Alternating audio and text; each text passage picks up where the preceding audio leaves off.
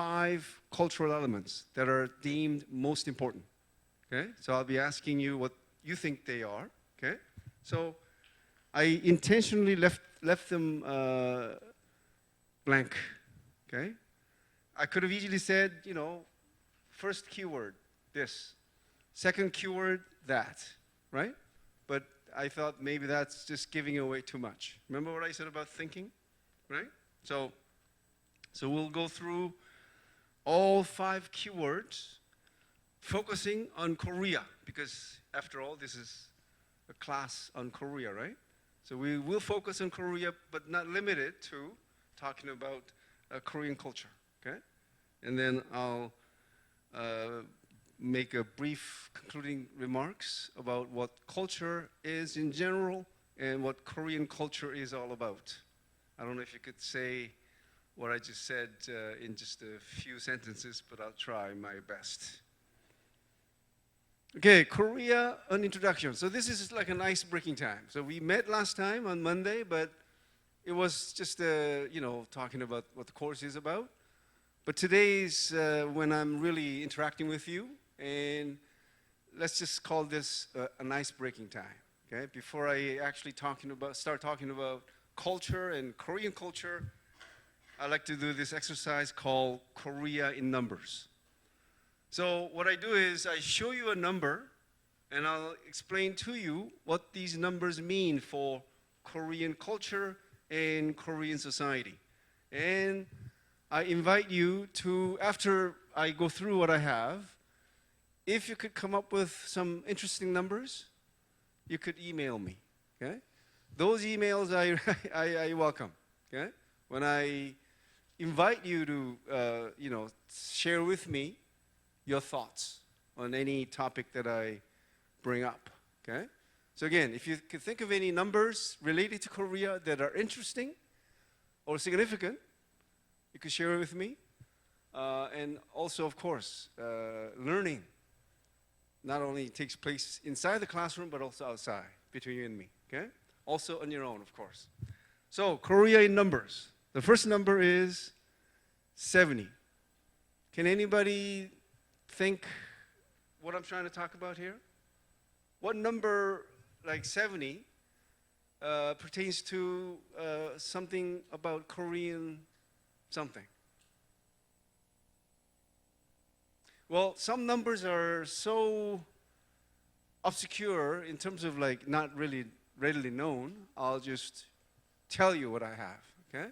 But certain numbers, I will ask you because I think you will have a good guess, okay? And 70 means about 70% of South Korea's land comprises of mountains. Now, if I just stop there, so what, right? But because we live in such a mountainous country, hiking is a #1 pastime in Korea, #1 sports activity, okay?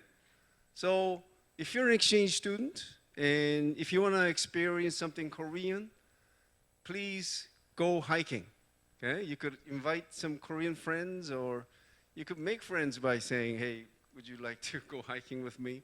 Because I don't think there's any country in the world, and I'm very confident about this, where at the entrance of any mountain surrounding Seoul, there's a subway station.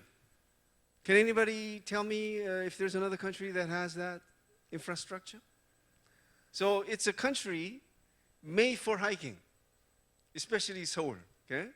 So you gotta do it, you gotta enjoy it, and if you go there, you will see some aspects of Korean culture, let's say, okay? So please do this, okay? And I have some, well, there you go. Look at this. 28% of adults in Korea hike at least once a month. It's like they have nothing else to do. I'm just kidding. So here's a really interesting graph. So there are countries which are more mountainous than Korea, but I don't think hiking is a favorite pastime in Switzerland. And you know, there's a good reason for this. Most mountains are easily accessible in Korea in terms of the elevation. Most mountains in Korea are about 500 to 1,000 meters above the sea level, which means you could finish hiking, meaning hiking from the entrance or the bottom to the peak in about 3 to 5 hours. Okay? So that's why hiking is a favorite pastime of Koreans. And so this is, I don't know if you get a chance to go visit a countryside, but this is what it looks like when you get on the highway. To the left and right, mountains. To the back, mountains. To the front, mountains. And this is a picture of Seoul. Seoul is also surrounded by mountains. And this essentially captures the popularity of hiking. This is a scene of a peak in Bukhan Mountain on weekends. This is a peak. You have to line up to get to the top. Okay? And if you're not careful, you could be pushed off literally, because there's just that many people. Okay? So if you have to go, try to pick a weekday. Okay? And Koreans usually bring a lot of snacks, even like lunch or even dinner. I've seen some foreigners bringing hamburgers. Not a good food to have on the top of the mountain, but anyway. This is a picture of a temple, Buddhist temple. So in every mountain in Korea, there are Buddhist temples. Okay, so when we talk about religion in Korea, I'll tell you why, Buddhism in Korea has this interesting history of being located in mountains. Okay, it wasn't always so. Okay. These are a couple of old paintings. So I have these to show you how this popularity of hiking is a recent phenomenon. I mean, it is more popular now than ever before, but even in the past, our ancestors, including aristocrats, would go up to the mountains to not necessarily exercise, but to enjoy the view from the peak and to discuss politics, I guess. All right, number 10. I don't think you'll be able to guess what I have here, so I'll just mention. When it comes to GDP by country, as of 2021, Korea was ranked 10th. Okay? So Korea is the 10th largest economy in the world. And I won't get too much into this because under economic development, I'll tell you earful about how Korea was able to achieve its economic development. Okay? Now remember, 10th largest economy. But are Koreans happy? No. And I have a actual rank. Okay? I'm sure it's a little bit too small, but as you can see here, Korea ranks 57th in the world when it comes to the level of happiness. Okay, so we're wealthy. We're not, hungry. We're not poor anymore.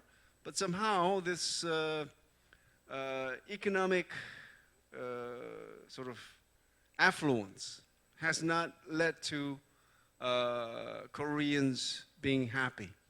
Okay, and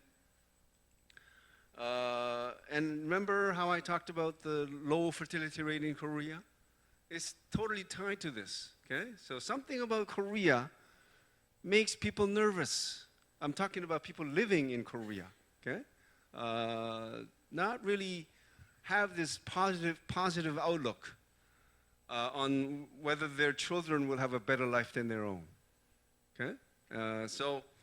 And since we're talking about happiness, is this something that you guys are all concerned about? If you have been thinking about this, well, it is a good time. What you want to achieve, whatever you want to do, ultimately, the goal is to be happy. If something you do does not make you happy, it means nothing. Okay? And I've seen so many rich people, like my friends, people I know, who are unhappy. So the ultimate goal of your life should be happiness. If you have not, of course you think of this, but you always have to remind yourself, because I think life is really about reminding oneself all the time of what the key values are to the person in question. Okay, and since I'm talking about happiness, I'll share with you a really interesting story. Okay, I have a friend who is wealthy. Okay, he used to own a small factory in the capital region, and he was earning slightly less than upper middle class income. So let's say if you consider in Korea an income of $200,000, that is considered an upper middle income, okay? $200,000. So this guy was a factory owner who was making $200,000 a year. Now, do you think he was happy with that money? No. He always wanted more. And, well, even with that $200,000, you know what he did? He went golfing once or twice a week. Okay? He went on a overseas trip 2 to 3 times a year. Okay? And he went to the most expensive sushi restaurant maybe once or twice a month. Okay? All of these things he could afford with $200,000 income. Okay? And he always wanted more than that. And guess what happened? Something happened, so his dream came true. Where the factory that the site, the land where his factory was built on, was sold for apartment development. So he was now all of a sudden sitting at $20 million. Okay? Like he doesn't have to work anymore. He has all this money. So after a little while, I haven't seen him, for a little while. But then I ran into him, and I asked him, how's life? And we sort of got to talking, and guess what he said? He said he was happier when he was making only $200,000, because there was always this desire. There's this philosophy in Chinese where something left unfulfilled is better than being full. And here's what I'm talking about. When he got this $20 million, now he could eat this sushi that he cherished every day if he wanted to. He could go golfing every day, maybe even twice a day. And he went overseas trips anytime he wanted to. And he bought all these expensive brand name clothings. But did these things make him happy? No, because everything now he took it for granted because he had all the money he wanted.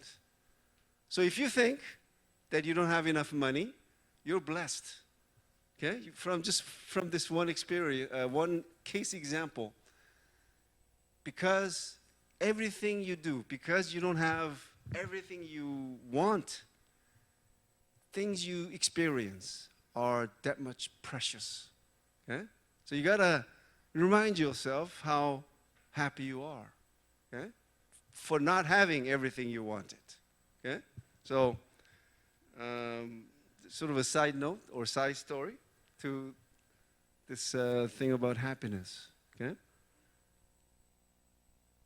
Well, the countries which have the highest level of happiness include countries like Finland, Norway, Denmark, Iceland, Switzerland, and all these countries are in Europe, and the only country outside of Europe in the top 10 are Canada, New Zealand, and Australia.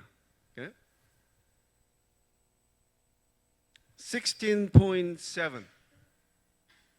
I mean, if anybody guesses this right, I'll buy him or her Starbucks coffee every day for the rest of the semester. Anyway, it's the proportion of Koreans living in relative poverty or living under the poverty line. You know what the poverty line is? It's people making roughly 1/4 of the national average income. Okay?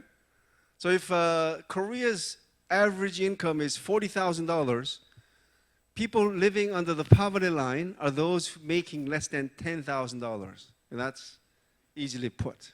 Okay? Now, you know, since I'm talking about this income, you know what Korea's gross national income per capita was in 2021? It was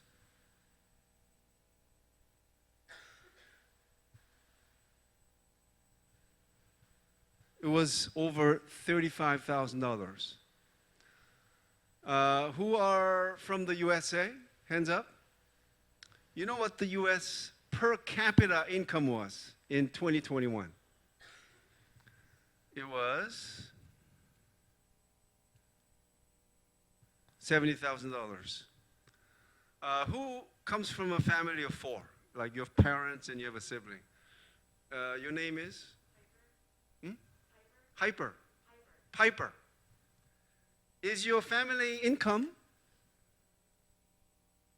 $280,000? And don't tell me yes or no. You see how misleading this whole average is? So that's why there's a thing called, write this down, fallacy of average. Okay? For example, if you add the heights of these two individuals, let's say Shaquille O'Neal, let's say he is 2.2 meters. And there's this one guy who is 1.6 meter. What's the average? Well, if you add these two, you get 8.8 meters divided by 2, and the average is 1.9 meter. Now, if you look at the guy who is only 1.6 meter tall, does that mean anything? 1.9 average? The reason this is called fallacy of average is this. 70,000, see, the statistics show that each person in the USA is making $70,000 or made $70,000 in 2021. And how true is that? And I'm sure most Americans would say, no way in hell, or I made that money, or my family made that kind of money, right? So, well, that's another side note, okay? 5. Korea is 5th largest motor vehicle manufacturing country in the world. I'm sure you're familiar with brands like Hyundai and Kia, right? Anyway, just for fun, which country do you think is the world's largest manufacturer of motor vehicles? If you have to say something, please say it loud. Japan. Thank you, but no cigar. As an anti-smoker, I should not say no cigar, but no coffee. Yes. Germany. No. Yes. Oh, yeah, very good. You see, to this question, a lot of people say like Japan, Germany, and the USA. But it's actually China number one by far. Look at the second ranked country, USA, not even half. Okay? It's actually closer to 1/3. The only reason we don't hear about Chinese cars is because most cars manufactured in China are for domestic use. Okay? But give it some time, and it'll go through what Japan went through and what Korea went through.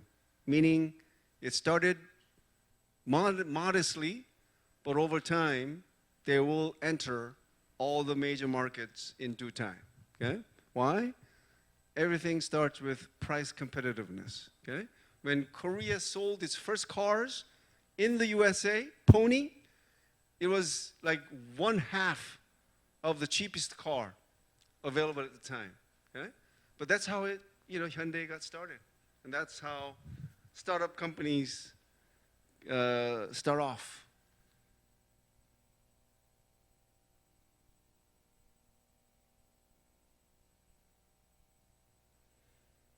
Four.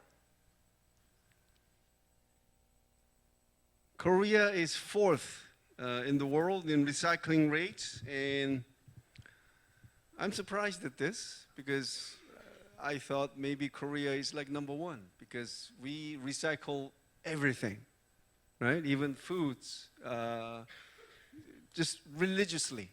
And you may say that's a very praiseworthy civic culture, but I think it is also born by necessity. You know, we live in a very small land. We don't have any land left for landfills. So all the garbages we produce are burnt. Okay? So when I talk about urbanization, I'll show you some shocking pictures where you see it as a tower, but it's a tower that burns garbages at night. Okay, something that you probably are not aware of. Number 4 pertains to this. Korea boasts 4th longest annual working hours. Okay, so here we go.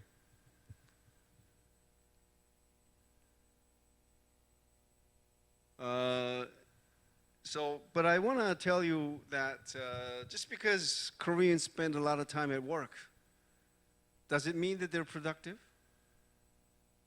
No. The answer is definitely no. Look at this. If you want to, so when you see something like this, you know, if you're a good student, like me, you should look up labor productivity. Okay? I don't have time to talk about this, but look it up. But anyway, look where Korea is. So Koreans spend a lot of time at work, but their labor productivity is one of the lowest in the world. Okay? And if you go back, look at Germany. They spend so few hours of work, relatively speaking. We're talking about maybe about 500 hours less on an annual basis, right? But you know what the studies find? When Germans show up for work, they work, and go home. Koreans, they show up for work, coffee break, cigarette break, internet break, and so on, right? Oh, another number 4. South Korea has the 4th highest suicide rate in the world. And don't get it wrong, okay? Because we often have this stereotype that Korea has the highest suicide rate in the world, but it's not. It's 4th, and it goes like this. So of course, when you say something like when it comes to major countries, if you want to put that adjective, then yes, Korea has the highest suicide rate because some of these countries you probably never heard of, right? You see, maybe you've heard of Guyana, but the other two, I'm sure you're like reading it for the first time, right? And Korea is fourth, and this is a serious problem, and you know, just about when you're about to forget about this, often you hear about a mother or father murdering their kids and committing suicide.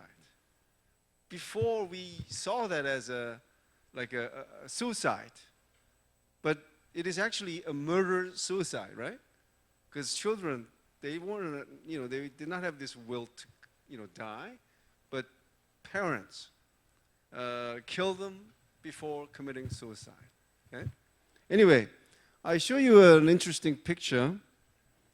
When you go to a subway in Korea, you see these really well-structured, nice, clean screen doors, right? But I don't think you know why this was built. It was not for passengers' safety. It was because so many people committed suicide at subway stations. And whenever it happened, guess what happens to the public transportation system? Everything comes to a standstill, especially popular lines like 1 to 9, right? So this was, again, I mean, if you go to New York, you go to the subway there, is there a screen door there? No, but we have them in practically every subway station in the capital region, again, because of suicides. And because of the subway no longer being hospitable to suicides, a lot of people now go to bridges. And you see how this particular bridge has this little inhibiting sort of structure so that people cannot jump. Okay? Number 2, this one I think you could guess. Is there anything about Korea pertaining to number 2?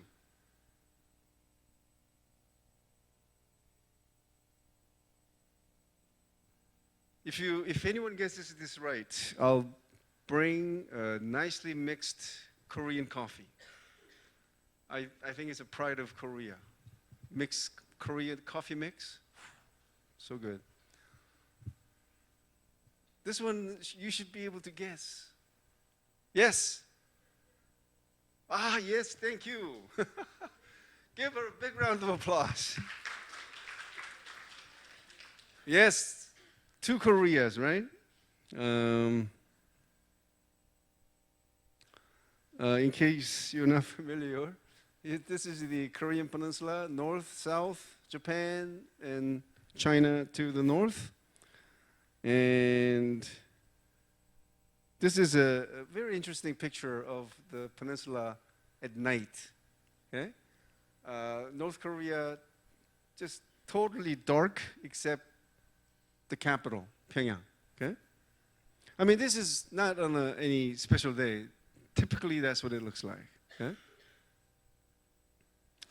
And I think they have opened this place for tourism. Okay? It was closed during the COVID pandemic. So it's only open to foreigners. So if you're, I highly recommend that you take a tour to this place because it's really interesting, okay? To be able to see actually North Korean soldiers, okay? Like here. This is where, so this is the northern side. Oops.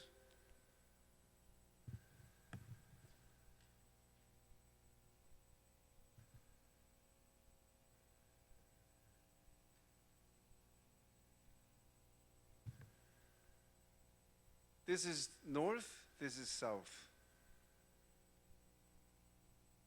Not a fan of any of these two men, but it's a historic picture. Okay? I think this will happen in like 2019 when Trump walked over to the northern side. So he became the first sitting U.S. president to actually set foot in North Korea. Okay? So they shook hands, like maybe exchanged a couple of words for a few seconds, and they stepped onto the South Korean soil. Okay? All right, number one. This is the last number, of course. And before I share with you what I have, can you think of anything about Korea, like related to number one, like Korea being ranked number one or whatever number one Korea boasts of? Other than that, they're the heaviest drinker of soju. Yes. Okay, so semiconductor. Okay, so the Korea is the world's largest manufacturer of semiconductor, which is a computer chip that is necessary for so many things, including electric vehicles. Okay? What else? Yes. Wow. Is Korea homogeneous? Well, you know how in the U.S. it's a big thing for a lot of people to do this DNA testing, right? I think they could do it for like $50, and they learn how their ancestry is from like so many different cultures, right? Guess what a typical Korean DNA looks like? Typical Korean DNA looks like this: a little bit of Japanese, a little bit of Chinese, a little bit of Mongolian. Okay? Why? Look at Korean history. We were invaded so many times, and we were occupied several times by these foreign forces. And who are the biggest victims when a country is occupied by a foreign force? It's not men, it's women. Okay? And I think our DNA is a proof of that. Right? So, but to get to your point, the ideology of ethnic homogeneity is being taught, it's being instilled in Koreans. Okay? That's why when it comes to racial tolerance and multiculturalism, I think we have a long way to go. Okay? Because this reality has to be shown to Koreans and say, hey, we're not ethnically homogeneous, right? But that's, I think, a dangerous point to make, really. Politicians would never say that. Okay? All right, good try. Anything else? Yes?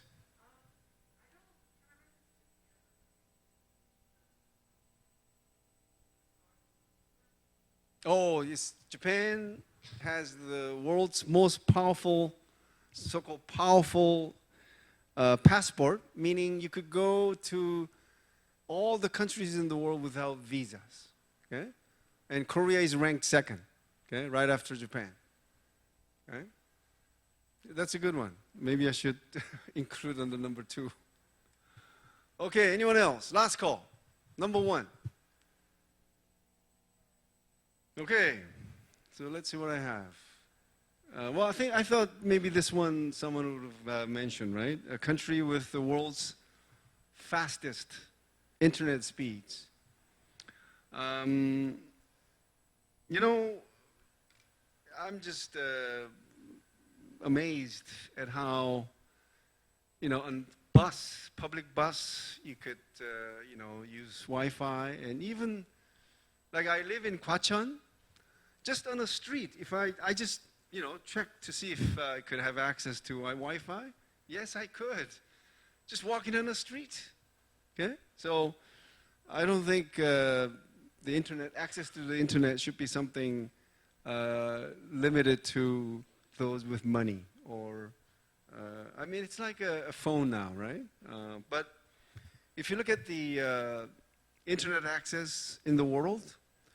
If you look at some of the developing countries, some countries, not even half of the population have access to the internet. So this inequality we have, it's so sad. It's because the inequality is so vast and wide. Okay? And that's the world average, and that's where Korea is. And I have to mention this as a person who tries to share balanced views on everything. Okay? Now, why do you think Korea has such a high-speed internet access or high-speed internet?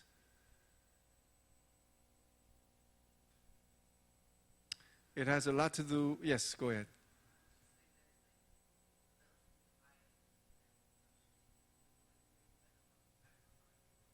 That too.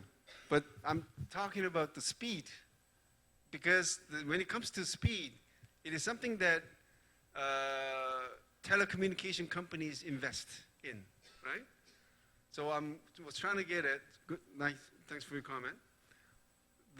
I was trying to point out the fact that Korea is a small land. You know how, just to give you a perspective on how small it is, South Korea, the land size is 1/100th of the USA, 1/100th of China, 1/100th of Canada. But living in the USA, for example, do you have a problem with internet access just because you're in Alaska? Maybe that's not a good example. But the point is, telecommunication companies in the USA, China, Canada have so much money to invest for just to, provide internet connections. But in Korea, we could do this at 1/100th of a cost. So sometimes I go, why isn't internet speed faster? I actually have this thought sometimes, because sometimes it just doesn't work well.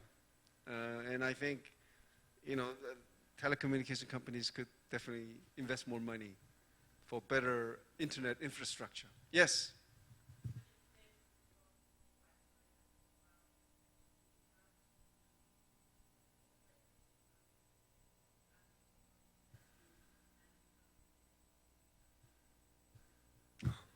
Okay. All right. No. I thank you for pointing that out. And as you can see, this is from 2017. I don't think I was able to find an updated data, but with your comment, I'll look it up.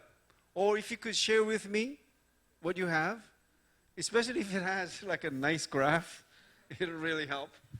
All right? So, you could scratch that, okay? Korea is no longer number one. All right. Thank you again.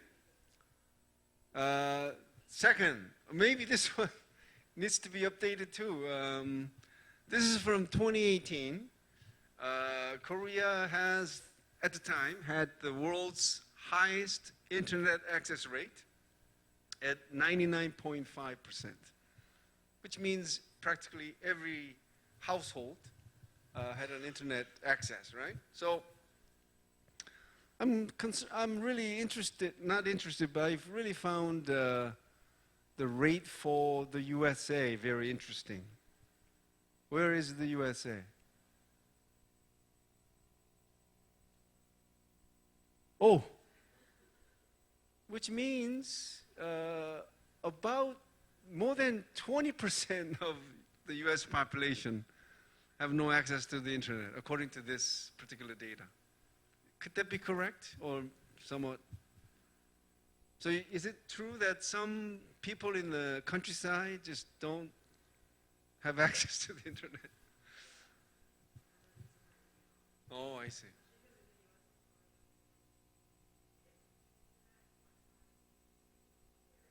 Oh, okay.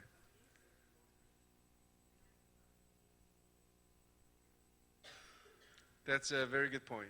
Just to give you a sense of how inexpensive it is, I have access to the cable network, high-speed internet, and something else. and I pay $32 a month. Okay? Aye, aye. Yes.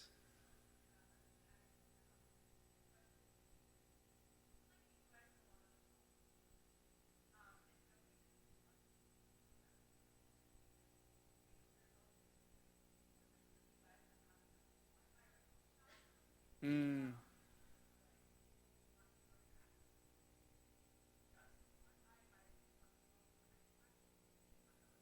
Ah, that's terrible. That's the least I could say. Thank you. All right. The next one is Korea has the world's highest smartphone penetration rate among adults. So, not surprising, right? 94% of adults in Korea have smartphones compared to, okay, this could be dated, right? Because this is from 2017. And the last one is the BTS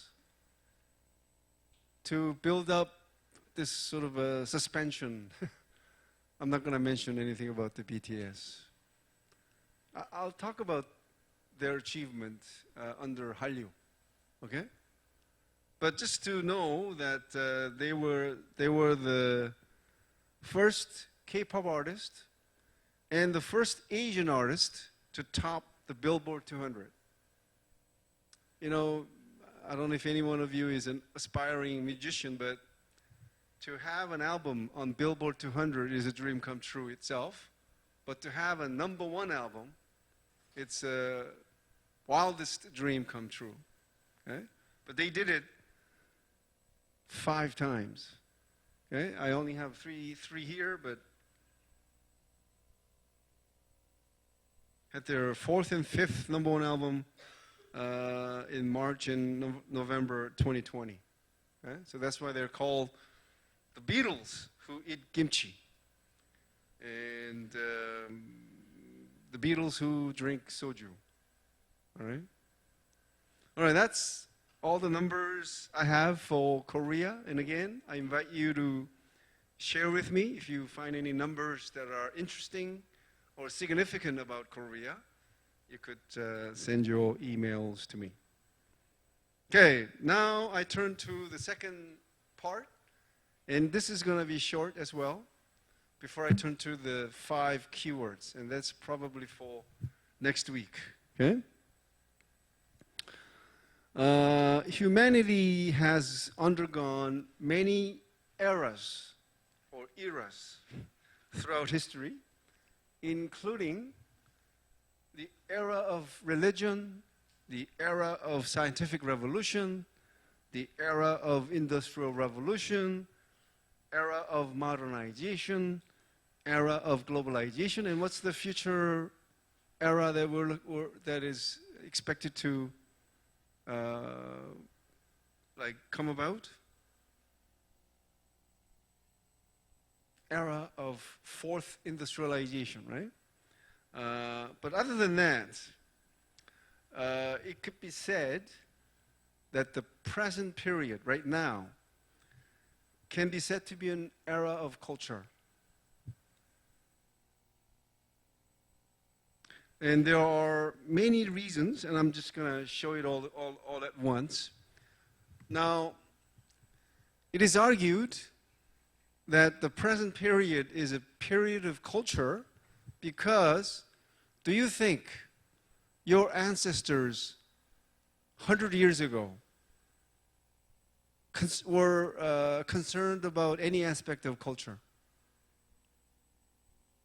It is argued that the present period is the only time in human history where we don't have to worry about food. Yes, there are people in some parts of the world who are starving, but that's not because of food shortage. It's the problem with distribution. But we have been enjoying food surplus, I would say, from about a half a century ago. Okay?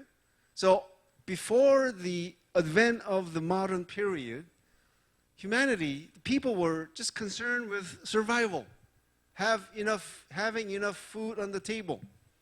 But with that taken care of, what do they become concerned with? Culture. Okay? When I say culture, it includes things like going to movies, going to musicals, seeing an opera, or going to sports, spectator sports, right? Going to concerts, watching television, right? All of these are much more, it's something that was not happening, let's say, a century ago. Okay? So we're much more engaged in cultural activities in the present era. Okay? And let me just say one more thing. Also, when it comes to the argument of the era of culture, we can also talk about technological advancement. Okay? Like internet, television, YouTube. And all of these allow us to indirectly experience many different forms of culture. Okay? And what about the advent of jet-propelled airplane? Before 100 years ago, it took us a month to travel from North America to Korea. But now, in just 10, 20, 12 hours, you could fly from any part of North America to Korea, right? So that's another thing that facilitated the advent of the era of culture. Yes? Not really. I have something on Blackboard. It's very abbreviated. Okay? Not full lecture notes because they're copyrighted. Okay? Thank you. All right. So, and you can also talk about these two aspects. I don't know if you're familiar with this idea of cultural globalization, but you know how globalization has brought the world economies together? It brought about, closer contact by which, there are much more trades. There are also, migration of so many people throughout the world. And there's also political globalization where, like the UN and other international government organizations play a big role in our lives. But something that we don't pay much attention to is what is called cultural globalization. Okay? And the idea here is that an element of culture that has origin in one country or one culture spreads to many parts of the world, and so that it is universally experienced, universally enjoyed. And here are just some of the examples. Okay? And they are all from the West. So, you know how when it comes to cultural influence, military power and economic power is closely tied to cultural power, right? So that's why, we may be interested in learning about Roman mythology or Greek mythology, but do we know anything about Chinese mythology or Korean mythology? You know Shakespeare. Everyone in the whole world knows Shakespeare, but do you know any Asian writer? See, that's the kind of examples I'm getting at, right? The cultural globalization is pretty much shaped by the influences from the West, okay? And there's also multicultural reality. So, like even Korea and even North Korea is multicultural because there are many Chinese living in North Korea, right? So, given all these examples, right, we have to be more sort of concerned. We have to pay more attention to like cultural diversity, and sort of have more understanding of what culture is. Again, we have been taking culture for granted for too long. And like I said, we're nothing without culture. And I hope you come to the same conclusion by the time I'm done with this particular part. Okay? Again, we're nothing without culture. And your views, what you are today, have been shaped by all these cultural elements. Okay? So the concept of culture, I'm not going to read this, but there's the definition. And also in general conversations, such concepts as dating culture, leisure culture, consumption culture, popular culture, and so on are frequently used, right? And also popularly used are such culture-related words as culture shock, clash of culture, counterculture, cultural imperialism. And did you know that Webster, Merriam-Webster dictionary, it names a word of the year each year? In 2014, the word of the year was culture. And the reason why they determined culture to be the word of the year was because that word was looked up the most by people who visited its website. Okay? So again, I cannot say enough of how important it is to have a better understanding of what culture is, and as a starting point. Okay? Given the increasing importance of culture, it is not surprising that the concept of culture illiterate will be a popular word in the near future, like the word computer illiterate. Living in a globalized world thus requires us to understand different cultures, like we need to adapt at using computers, the internet, and smartphones. And the starting point for the developing cultural literacy or cultural intelligence is to properly understand what culture is. So please, in your free time, look up cultural intelligence, cultural literacy. Cultural intelligence, CQ, you're familiar with IQ and EQ, right? And in the 21st century, a lot of people are saying that CQ will become ever more important. Okay? CQ, again, is to know what culture is in essence, and to know, cultural variations, have an understanding for it, have an appreciation for it. Okay? All right? CQ.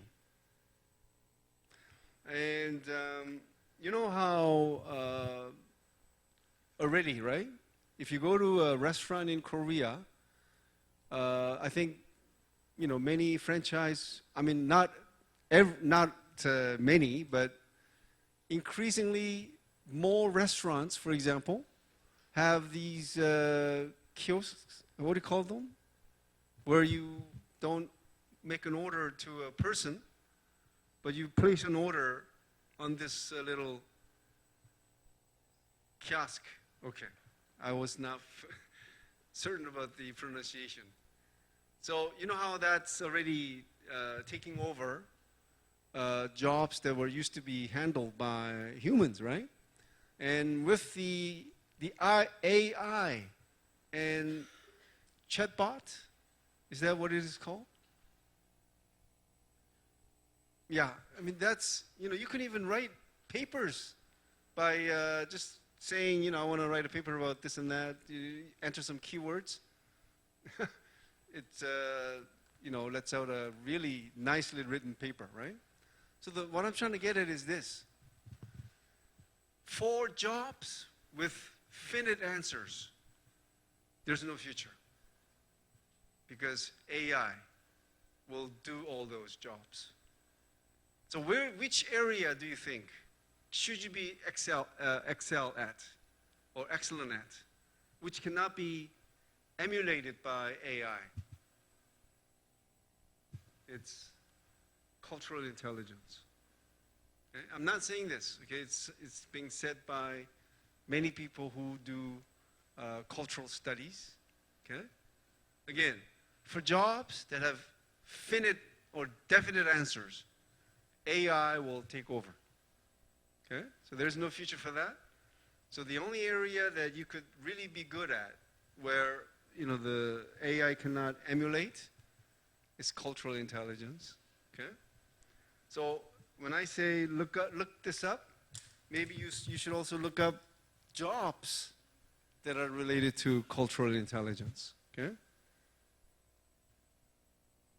All right, finally arrive at this third section. I hope I could finish this today. And after this, it's all Korean culture, okay, next week. So 5 keywords to understand its characteristics. I'd like to share a quote. Crucial differences which distinguish human societies and human beings are not biological, they're cultural. Homo sapiens originated in Africa, where it reached anatomical modernity about 200,000 years ago. Meaning, Homo sapiens 200,000 years ago have the exact same anatomy as modern humans, okay? And they achieved full behavioral modernity around 50,000 years ago. Meaning, humans 50,000 years ago behaved much like how we behave today. Although certain patterns of social organizations were different. For example, they didn't have a family form that we have.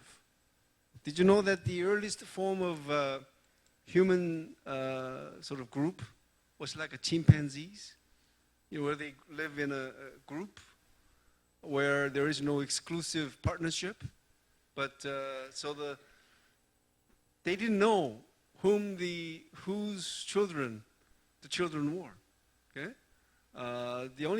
but with humans coming up with this idea of private ownership, when they had something to pass on, they sort of started to form a family. Okay, that's the history of how family began in humanity. Okay.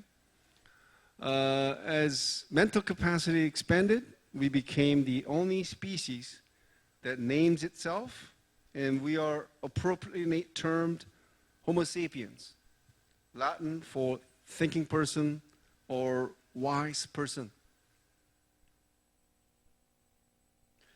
The long evolutionary process made us what we are. So maybe for some of you this is sort of a review, but I think it's a review worthy enough because it again reminds you of where we came from, how we are different from other species, and how we should also have respect for other animal species at the same time.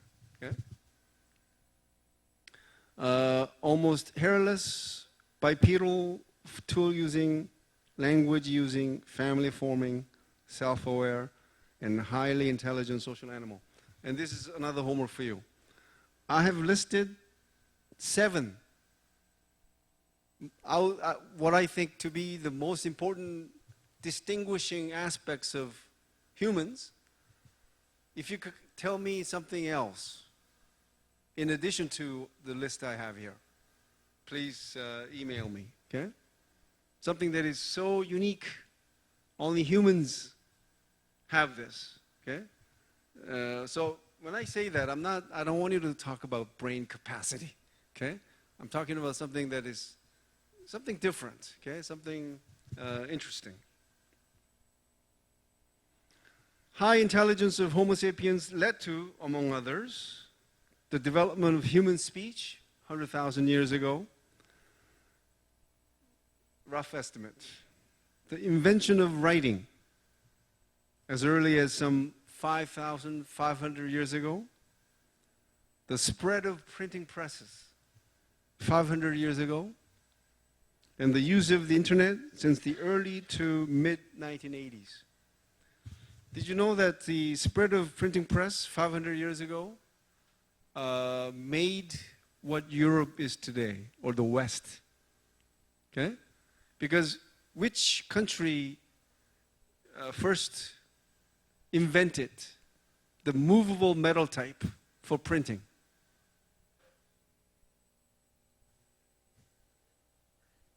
No.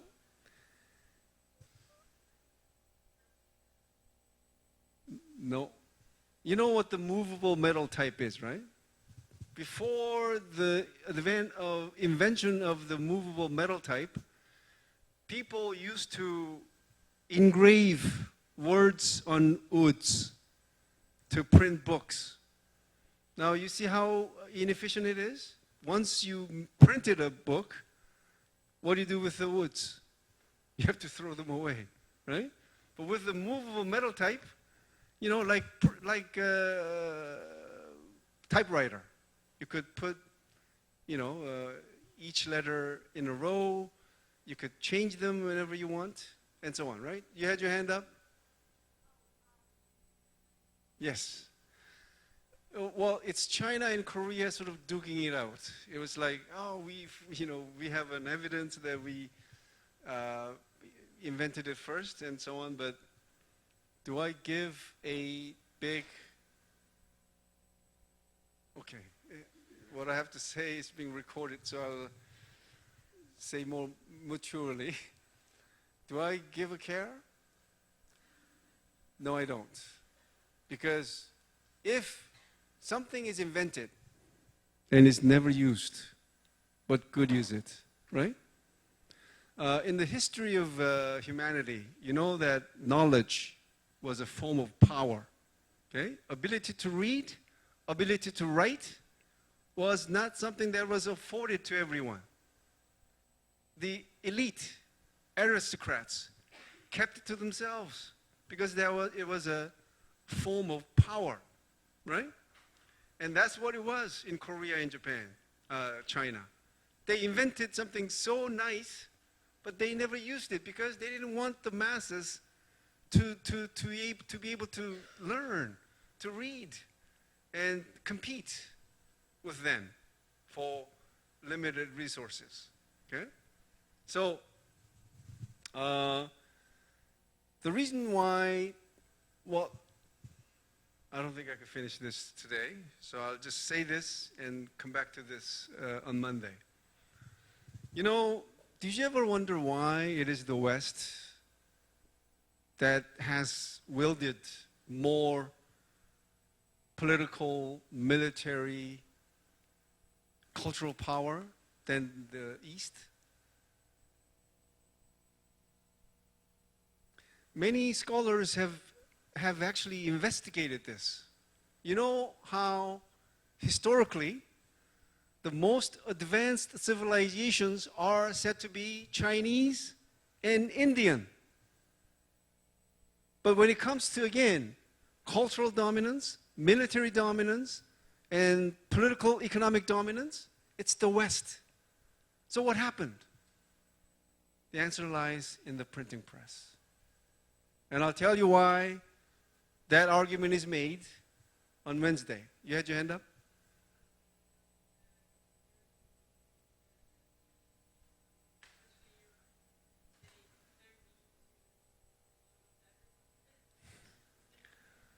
Okay, well, that too.